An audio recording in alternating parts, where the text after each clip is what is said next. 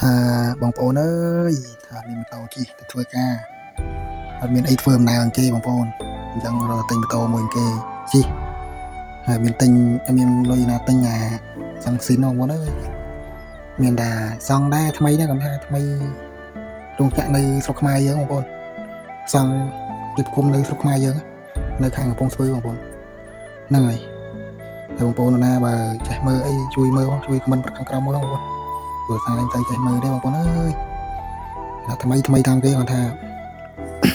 ម៉ូតូនឹងវាមានបញ្ហាត្រង់ថាដំបូងថាអូខេបងប្អូនដល់ពេលពិនិត្យចុះពិនិត្យឡើងក្បាលខាងលើនេះវាហើបបងប្អូនហើបអូខេស្រីមិនបាត់អត់ចិត្តដល់ពិនិត្យមើលតែមទៀតតែមមែនណាបងប្អូនឲ្យតែមមិនដឹងថាគេបិទខុសចេះទេឬក៏គេដាក់ឡានមកវាអត់លាត់ទេវាអត់លាត់តែបងប្អូនពីកន្លែង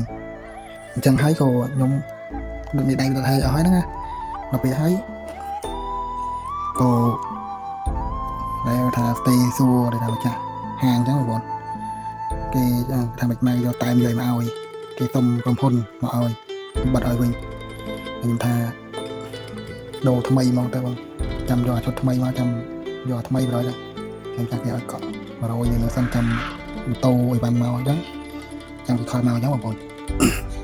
ហើយវាមានព្រីបងប្អូនប្រសង26វាប្រើបេនបើសិនជាបោះស៊ីនគេប្រើប៊ិចបងប្អូនហ្នឹងហើយជាព្រីកញ្ចក់ព្រីមួកព្រីផ្លាកលេខគេព្រីផ្លាកលេខបងប្អូនហើយជាធានាមួយឆ្នាំធានាយើងឆ្នាំណាធានាគ្រឿងម៉ាស៊ីនហើយនឹងភ្លើងបងប្អូនព្រោះដោយសារហើយណាមួយអត់មានកត្រកទេបងប្អូនបើក្រុមហ៊ុនស៊ីនគេមកបងប្អូនហើយមានទាំងកត្រកមានទាំងអីទាំងអស់ហើយគេអត់ឲ្យទេនៅនេះគេអត់ឲ្យទេអត់ព្រីអត់ទេវាអត់ខ្លួនឯងហើយអាកាងម៉ាស៊ីនបងប្អូនកាងម៉ាស៊ីនគាត់មានដែរយើងទិញដាក់ខ្លួនឯងហ្នឹងហើយអត់មានត្រកអត់មានកាងហើយនឹងគេអត់ឲ្យហើយហ្នឹងក្រៅពីនឹងគេព្រីឲ្យយើងហើយខ្ញុំប្រឌិតជប់នៅឡើងបងប្អូនខ្ញុំថាយកហ្នឹងទៅហើយប្រឌិតជប់នៅឡើងវាតែមកឡើង